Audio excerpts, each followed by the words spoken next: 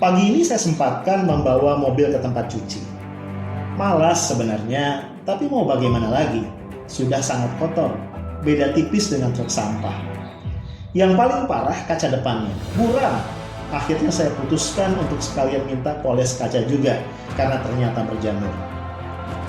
Selama menunggu, saya nongkrong di kantin. Sambil ngemil, saya merenung tentang analogi kehidupan yang seperti mobil. Dia punya kaca depan, lebar dan besar, untuk melihat jalan yang akan kita lalui.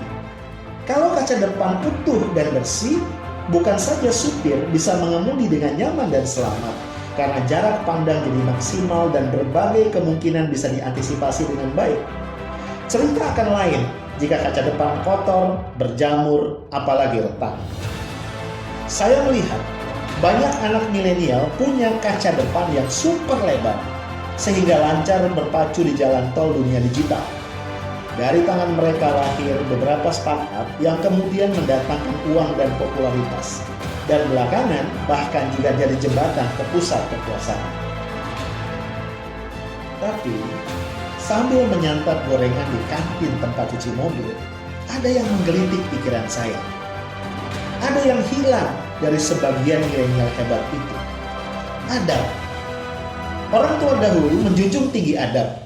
Beberapa teman yang sempat mondok di pesantren bercerita bagaimana adab diajarkan kepada mereka sebelum yang lain-lain. Kitab suci pun begitu. Bahkan mengucapkan kata "ah" kepada orang tua kita dilarang oleh kitab suci. Ketika adab hilang, banyak kepantasan dan kepatutan yang ditabrak. Mungkin tak ada hukum positif yang dilanggar, tapi adab memang lebih banyak urusan rasa, bukan logika. Misalnya, tentang menggunakan jeans dan sepatu kets menghadiri pelantikan rektor sebuah PTN di Depok. Mas Nadiem, Mendikbud milenial kita, di akhir 2019 selesai dipanggil presiden ke istana berujar kepada wartawan, "Saya tidak tahu masa lalu, tapi saya tahu masa depan." Mungkin banyak milenial berpikir seperti Nadiem, memandang apapun yang berasal dari masa lalu tidak lagi relevan. Mungkin adab termasuk di dalamnya. Yang pasti, mobil tetap butuh kaca spion. Sesekali menengok ke belakang itu penting, karena kearifan tidak bisa dibangun sekejap mata, sehingga kerap ia harus diwariskan dari masa silam. Yang pasti juga, lamunan saya sementara harus dihentikan, karena mobil saya sudah selesai dikerjakan. Saya lihat kaca depan dan spionnya sudah kinclong. Alhamdulillah.